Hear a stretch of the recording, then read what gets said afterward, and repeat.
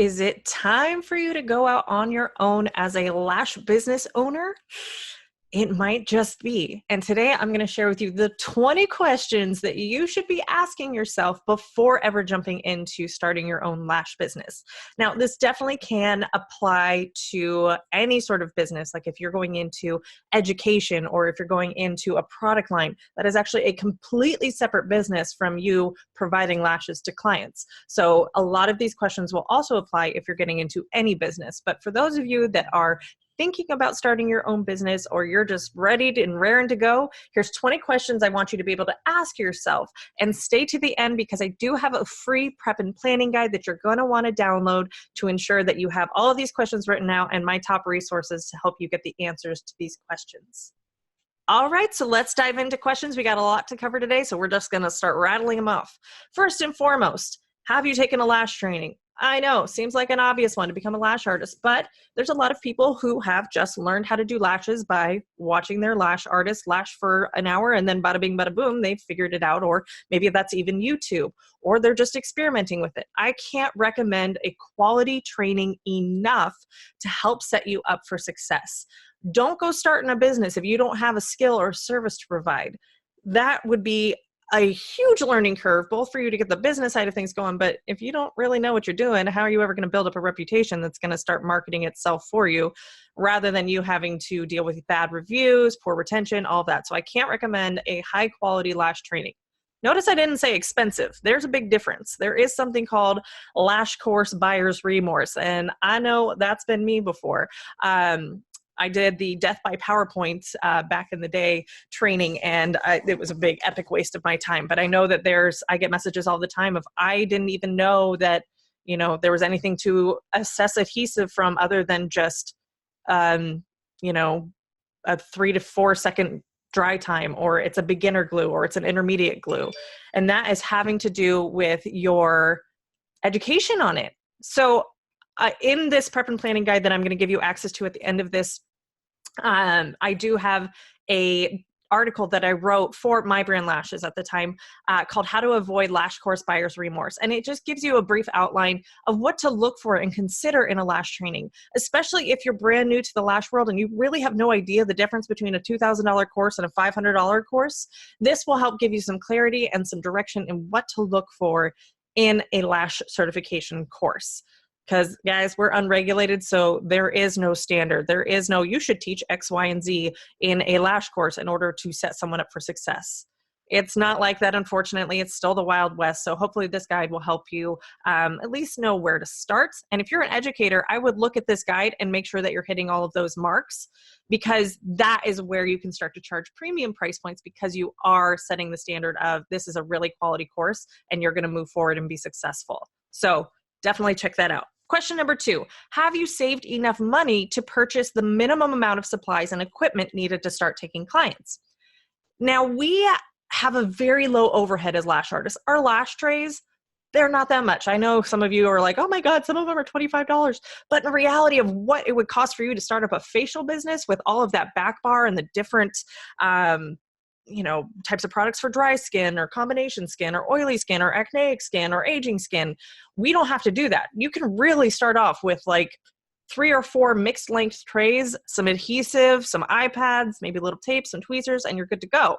So we have a very low overhead, but that doesn't mean that you just willy-nilly jump in and start buying a bunch of things and, go into debt because of it.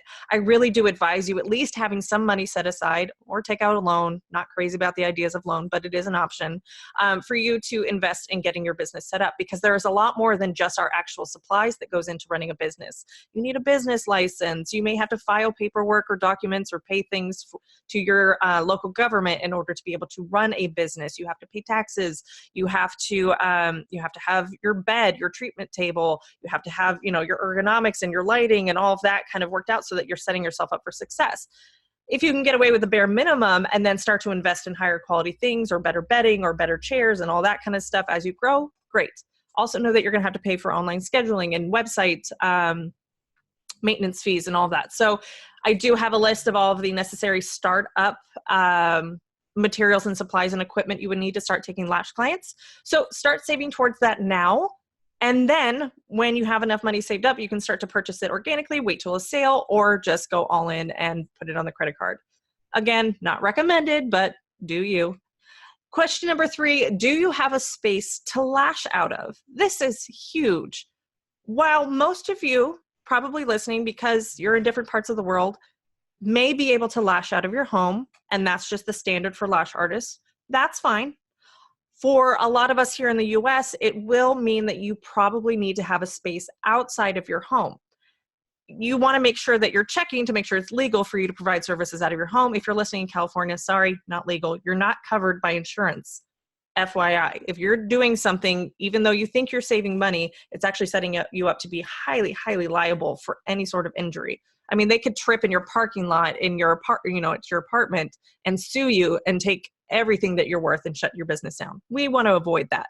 So you need a place to operate your business. And if you're just practicing on family and friends and you're not charging them, that may be okay. That would be something that you'd want to check into the laws in your local area. But if you are starting to accept payments, then you are a business. If you are providing a service and somebody is paying you for that, you are now a business and you fall under business laws and regulations. Whether you think you're a business or not, if you are making money off of someone, you're going to owe taxes on that money. You're going to have to be liable for whatever it is that you do.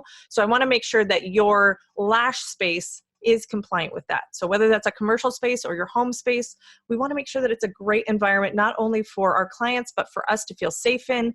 I am not a huge fan of having people come to your home just because of the safety and security, and that, trying to get strangers into your home is always a little, but I know in other countries that's not necessarily as much of an issue. So do you have a space to lash out of?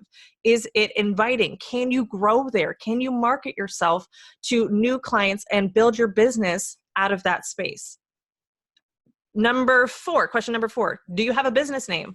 So many people get stuck on a business name, and I get it. Like if I was Lashes by Tara, I'd be less than in love with it, but it's a place to start.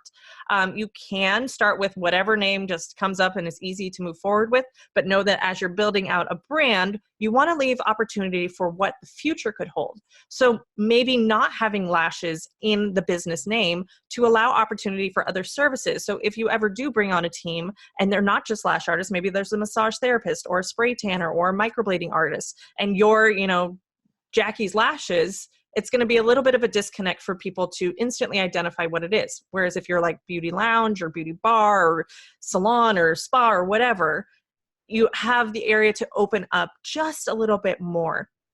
An example of this that I will use is EBL. So her business name is actually Extensions by Lindy, but she shortened it to be EBL. That's great because that opened up the opportunity for her to be able to be a product line and not just a lash artist.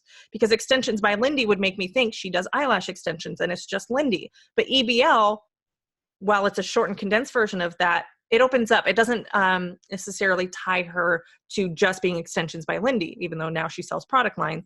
But she has the opportunity now that she's gone by EBL and she's known for EBL lashes to kind of go beyond just being a service provider. Let's see. You also want to make sure with the business name that nobody else has it and that you are legally able to use it. You can't just pull a name out of the hat and go, okay, this sounds great, I'm going to use it. Businesses have trademarked their name. You can, especially here in the US, you can go to uspto.gov.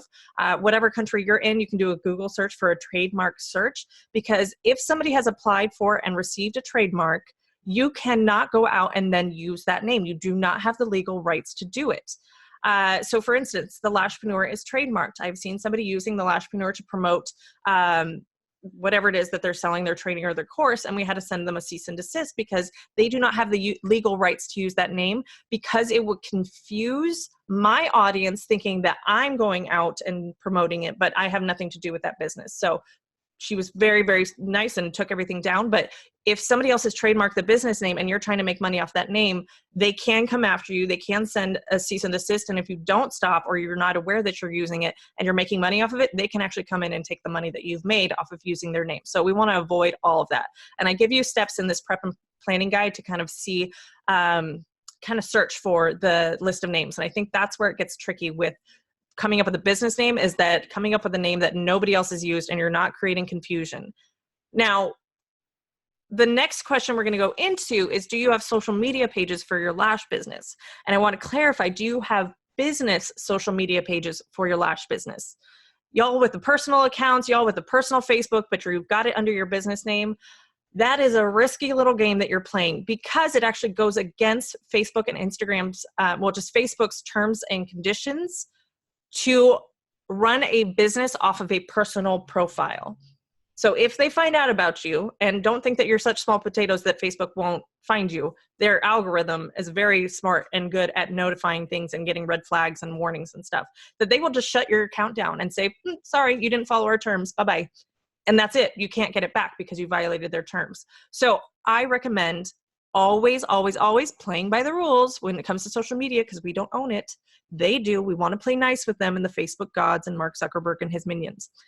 So make sure that you have a Facebook business page. Also, if you ever want to run ads, you can't run ads from your personal page. It has to be a business page. Same thing with Instagram. There's two different thoughts on having a personal account versus a business account on Instagram. For our purposes, I don't know that there's much of a difference between having a personal account versus a business account, other than on a business account, you can attach your online booking, your email, all of that I don't believe you can do on a personal account. But unless you get to the 10,000 follower plus count to get the swipe up feature, the swipe up feature is not available on personal accounts. So that would be one reason to have a business account. But if you're never going to get to 10,000 because you're a local lash artist and you don't need that many followers, then it may not make much of a difference.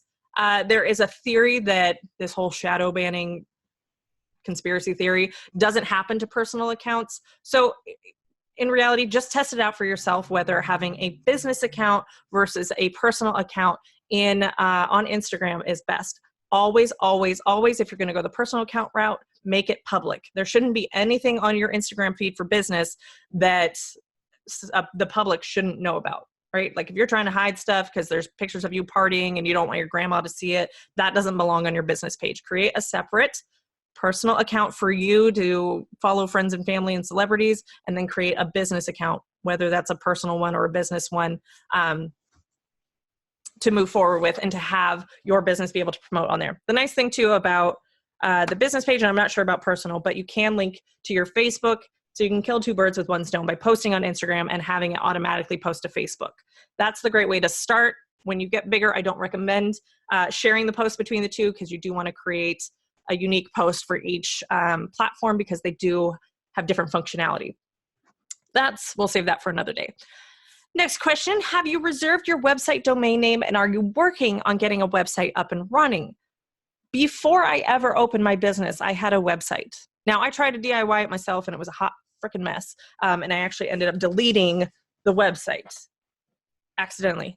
I didn't know what I was doing. I was inside my hosting site and somehow I managed to delete it. Don't ask me how. I couldn't repeat it even if I wanted to. I had no business being in there because I didn't know what I was doing. And then I learned. But I can't say this enough.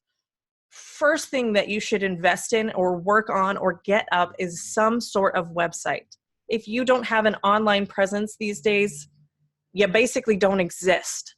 Now, it doesn't have to be thousands and thousands of dollars. In fact, I've seen so many lash artists invest $2,000, $3,000 in a web developer to create a website for them that the lash artists could never manage and maintain or update without getting that web developer involved.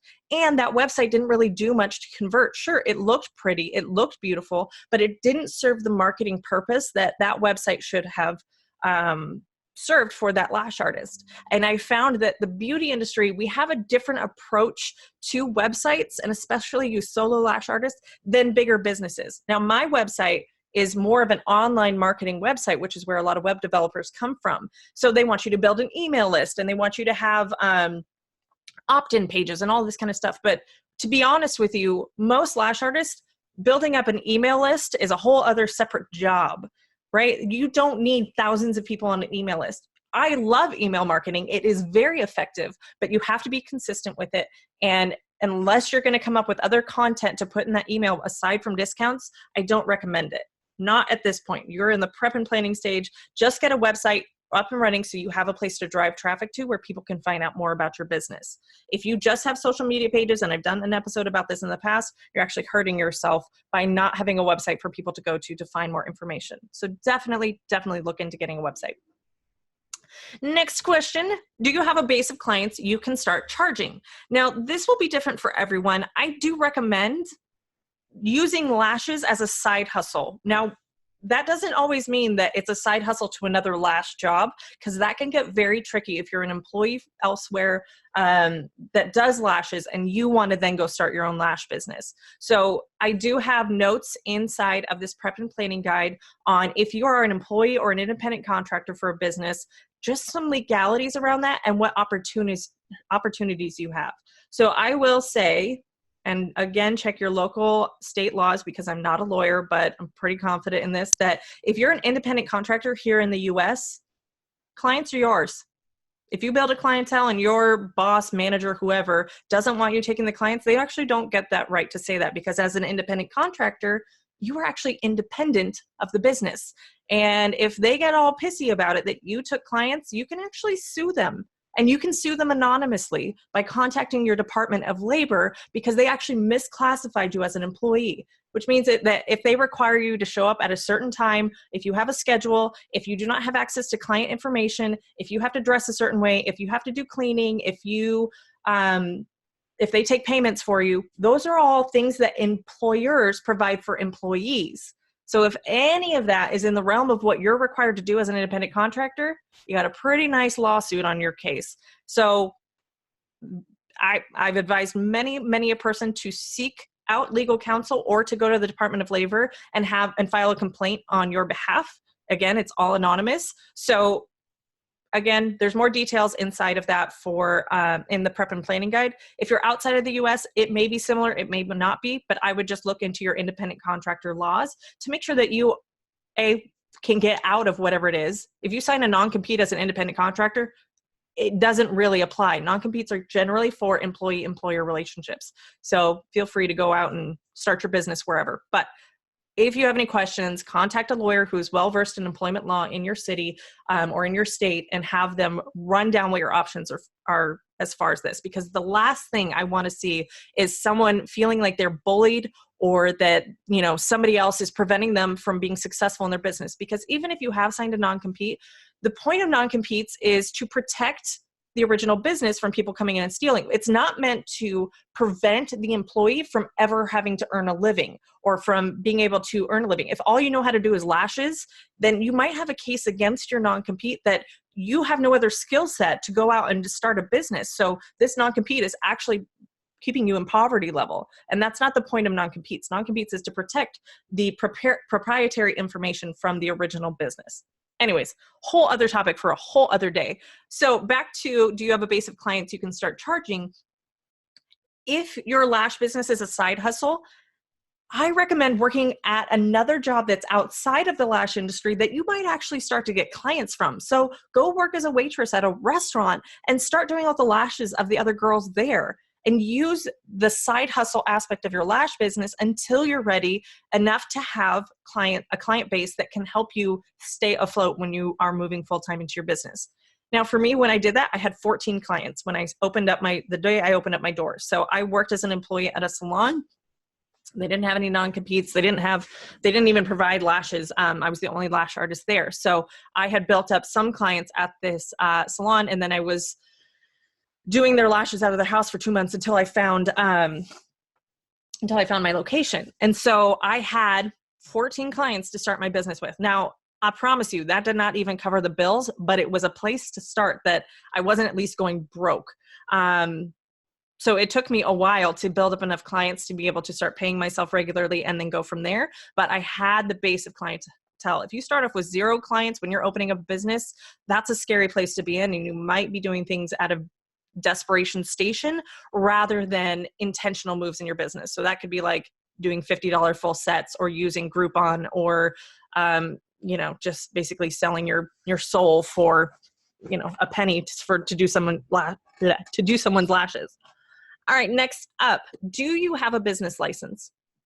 Here in the US, you do need a business license. If you are accepting money for services, you do need a business license. And you can Google search starting a business and then your city, state, country, whatever, to see what it is that you would need to apply for. But basically, it's just the government's way of saying, yes, you can perform business in this area because there are certain zoning laws for buildings and areas and residential areas versus commercial areas, but also for the government to be able to tax you. And it may sound like a good idea to avoid being taxed by not filing your business license, but again, you're getting into liability places. The government doesn't play nice by people trying to, bunk the system, and it doesn't work in your favor. So research what kind of business license you need and how much it's going to cost you, and that will be something that you'll need to save up for. It's usually nominal. It's usually not that much. Next up, what is the legal structure of your business? Now, I'm not going to get into too many details about this. I do have an accounting bonus that we've been offering inside of the Lashpreneur Society where I go into legal structure. But here in the US, and this is likely for a lot of different other countries, you may just call it something different, but we have three main types of businesses. We have a sole proprietorship. That means that you're just a solo person running a business, you're owner, operator, all of the above. We have an LLC, which is a limited liability corporation. So that's more of a formal business structure where you're actually an employee inside of the LLC. Even if you're still a solo person, there's a lot more legal and financial protection with an LLC than there is as a sole proprietor. And then there's corporations. The main one that most solo lash artists get into is an S Corp. This would be a question for your lawyer or accountant to see which legal structure is best for your business, because it affects how you pay taxes. It affects the structure of how your business, how you pay yourself. So this is all stuff you're going to want to know going into the business. And most of you, it'll probably be okay if you start off as a sole proprietor. And then as you start to make more money, depending on how much you make, that can be the decision then to move into an LLC or an S Corp. But again, consult with a lawyer or an accountant to see which is best for your personal financial situation. And then I get into a lot of I've written blogs on these. And so they're the 9 questions to ask yourself before starting a lash business. I just expanded it to be 20 today. So those questions are, how much money do I need to start? How many clients do I need? How do I plan on marketing my business? You know me in marketing, you kind of got to have a plan. What kind of licenses do I need? Where am I going to open up a location? What's my business name going to be? Who is my competition in the area? What areas do I need the most help in to set myself up for success? And how am I going to keep myself motivated and not participate in self-destructive behaviors so I don't quit before I've begun? How many of you can relate to that? I'm going to read that question again. How am I going to keep myself motivated and not participate in self-destructive behaviors so I don't quit before I've ever really begun? That's a big one. And I wrote an entire blog on it. And then the last 2 questions here, do you have the appropriate licensing or certification to provide eyelash extensions in your community?